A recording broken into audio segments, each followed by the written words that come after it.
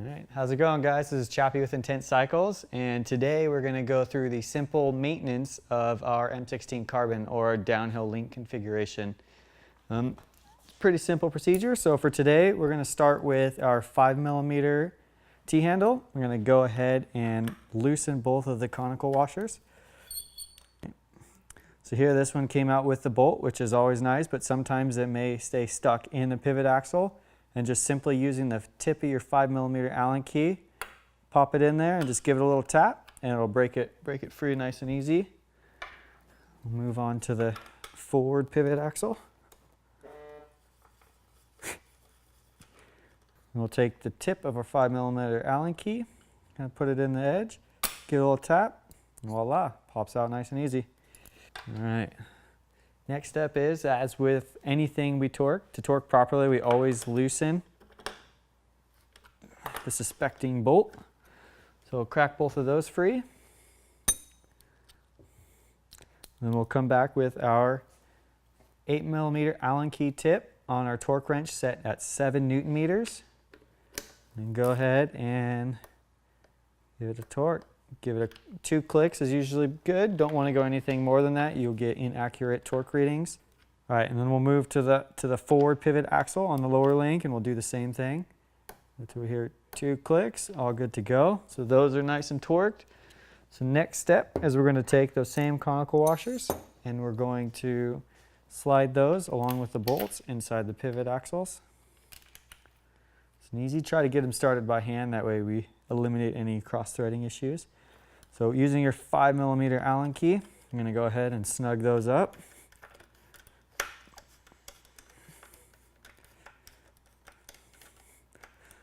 Just snug, and then we'll return with the torque wrench, again with the 5mm hex key, and a torque wrench set at 11 Newton meters. We'll go ahead and give it a click. There we go. 2 clicks just like before. And same thing with the forward pivot axle. There we go. And that is the simple maintenance of the lower link on the M16. Typically, about 5 hours into the bike after you get it, you'll need to do this as everything sets in and starts to break in. So if you're riding and you may hear some creaking now and again, typically it's not a bottom bracket issue. It could just be a simple lower link maintenance issue. Something that takes, as you can see, just 2 minutes to do can save you a whole day's worth of frustration of creaks and noises. So the key to bike maintenance is to stay up on top of it to eliminate any of these issues while you're out on the trail. So keep ahead of the maintenance and have a good ride. Hey guys, how's it going? This is Chappie with Intense. On today's edition of Tech Tutorials, we're going to run you through the service of the lower link for our downhill bike. In this case, it's the M16 Carbon. This particular bike is one of our own, Charlie Harrison's from Intense Factory Racing. This is his world's bike from this year. Pretty cool, custom one-off bike. Pretty excited about it. So let's get into it. Let's get to work. So to get things started, we're going to go ahead and remove the rear wheel. So for that, we're going to start with getting the chain down into the smallest gear on the cassette. Go ahead, unlock the derailleur, and start with removing the rear wheel. So using our 5mm T-handle, I'm going to loosen the conical washer inside the rear axle on the non-drive side. So sometimes you'll notice the conical washer will actually get wedged into the axle, which it's doing its job. It's holding the axle in place. So to free it up, we're going to use the tip of our 5mm T-handle. Just get it in there, give it a tap. It'll free it up. Just like that. We'll put the bolt back in. I'm just going to start the threads of this by hand so we don't lose it.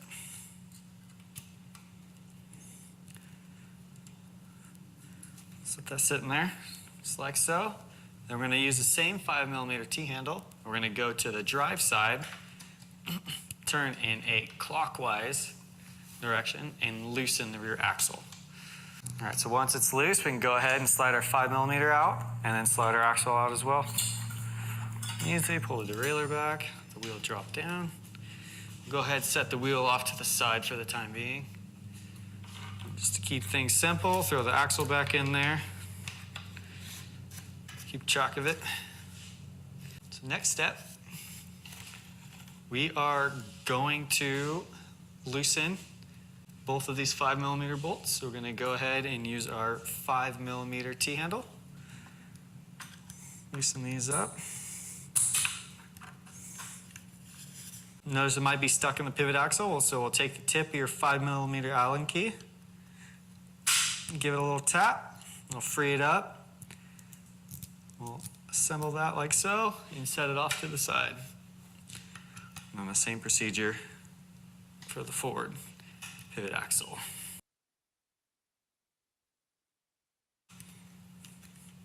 So like so, that one actually came out with a bolt, which is nice. All right, so next we're going to take our 8mm T-handle. We're going to go ahead and loosen both of the pivot axles. Spin those bad boys out.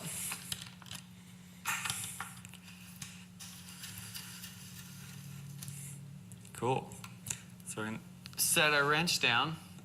So next, we're going to take our 6mm T-handle, and on the drive side, we're going to loosen our lower shock bolt. So once that's free, I'm just going to slide the shock bolt out like so. Nice little titanium bolt, 6mm. So we'll set that off to the side as well as our wrench. We'll slide the shock up out of position slightly.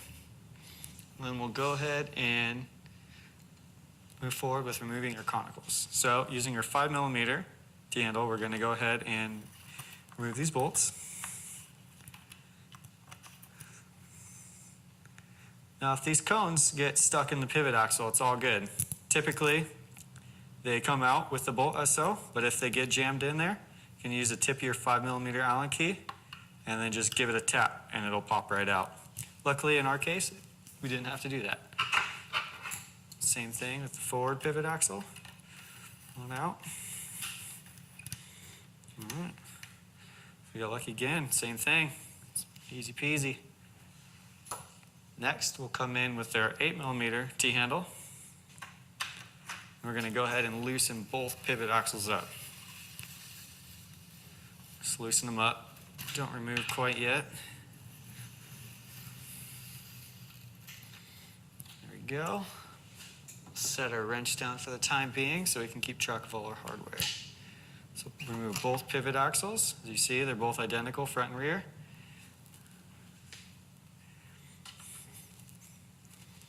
And next, we will push up the rear triangle and push the lower link down. So we'll go ahead and start removing the hardware so we can keep track of it. So just like all of our bikes, we run these bearing caps. They're actually, believe it or not, for all our lower links, the bearing caps are identical.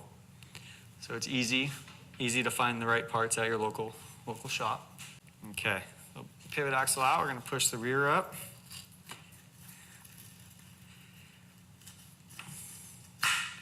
That should be able to just slide this right out of the back, like so. Same thing, we're going to remove our bearing caps, both sides. You notice this is a furrow link, so with our IFR program, or our Intense Factory Racing, we do a lot of research and development with the team specifically, and this is actually one of those items where, we kind of take feedback from the riders and from our customers, and we make prototype items, and we put them on our boys' race bikes to test. So this, as you can see, is one of the cool little pieces that we've done for the boys this year on the M16s. So we're going to go ahead and clean all our bearing caps and our lower link and all our contacting surfaces on the frame itself. Make sure everything's nice and clean. Same thing with the bearings. We're going to go ahead and wipe all the bearing surfaces clean. Inspect the bearings, make sure everything's smooth and there's no issues with bearing shields or rust or any funky contamination. If there is issues with your bearings, on our online store, we have small parts available, and they come in service kits, so they'll include everything needed to service your lower link. Just make sure it's all good and clean. The head, clean and inspect the frame. Now that we established everything's clean and all our bearings are nice and good, nice and smooth and ready to go, we are going to start the reinstallation process. I'm going to start that by getting our grease. I prefer white grease from Pedro's. Works great for any bearings or contacting surfaces of bearings. So we'll just start by putting a little dab on the inner races of the bearings on the surface. Just kind of blotting them around. Ensure we get all contacting surfaces. Just make for reinstallation of the link a little bit more simplified. Don't have to keep track of so much hardware.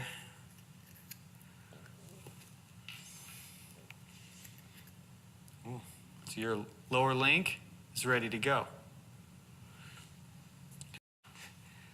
All right, so here we have our M16 lower link. You'll see on the inside of each bevel of the bearing, you'll see there's two Zerk fittings. They're both brass. That's where we're going to charge our lower link bearings to help purge any contaminants or debris and also keep those out in the future. So kind of a little shortcut, instead of doing it on the bike, I like to do it off the bike. So I'll take the pivot axles, actually slide them through the bearings until the tops of the pivot axles hit the bearing face. And then after we do that, we can go ahead and take our handy dandy grease gun and we'll go ahead and just charge these guys up. We'll charge them until we start seeing grease pouring out of the bearing race. Once we're there and we start seeing clean grease coming out, we can move forward with wiping the bearing off and prepping the lower link for reinstallation. So this, you'll see, we're going to run this way on the M16. On the production links, there will be 2 travel adjustments. On the Fro link, it's just 1. So I'm going to go ahead, push the rear end up, and slide this in like so. Make sure everything's nice and lined up. Should slide right together, pretty simple. Cool. So now we're going to take those same pivot axles. We're going to slide the one up in the front. Be sure to get those started by hand. We'll go ahead and take the lower pivot axle. Make sure, especially, that our link is not hyperextended. This is normal, that's hyperextended. So we want to make sure that when we go to reinstall all this hardware, that we're oriented the right way. Go ahead, and once that upper link is oriented the right way, we're going to slide that pivot axle in. I'm going to go ahead and get the thread started by hand. And then we're going to come in with our 8mm T-handle. Go ahead and tighten these bad boys up. So we're just going to go to snug, and then we will follow up with a torque wrench to make sure our torque settings are right. So here, we'll need our torque wrench set to 7 Newton meters. So go ahead and get that prepped as we go. And there, and then we'll take our 8mm Allen bit, and we're going to go ahead and torque these. So we're going to go to just that first click. Go to click just to make sure we're all good to go. And same thing with the front. And yep, all good. All right. So next step, we're going to take our conical washers and our bolts. We're going to slide these into the pivot axle. Go ahead, try to get them started by hand. And using our 5mm Allen, we're going to get these guys snugged up. Just do them snug and we'll come back with a torque wrench. Make sure everything's all good to go. Okay, so we're going to take our torque wrench with our 5mm Allen bit, set to 11 Newton meters. There we go. Just going to go ahead and give these a torque. So we're going to go to that first click. And click. All good there. And same thing with this one. Perfect. We're going to take our titanium shock bolt and come over on the drive side and line our shock hardware up with our lower link. Get that slid in. And we're going to come back with our 6mm T-handle. Tighten this sucker up.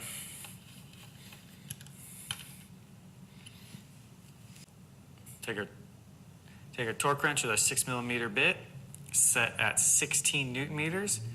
Go ahead, tighten our lower shock bolt. Cool. All right, so that's all nice and tight. Next order of business, we're going to throw the rear wheel on. Slide it all apart. Back over to the rear wheel. Smallest ring on the cassette. Go ahead, line everything up. Slide it right on in. Go ahead and start the axle by hand. Then using your 5mm T-handle, come in on the drive side and tighten in a counterclockwise direction.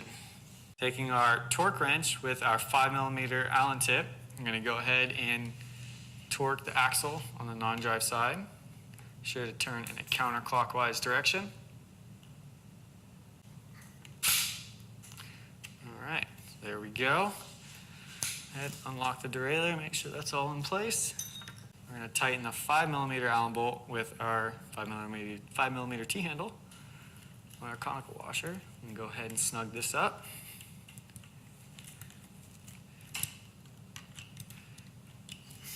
And with our torque wrench and our 5mm hex bit, we're going to torque the conical washer to 11 Newton meters. All right, there we go, and there you have it. There's your M16 or downhill link installation and maintenance and service.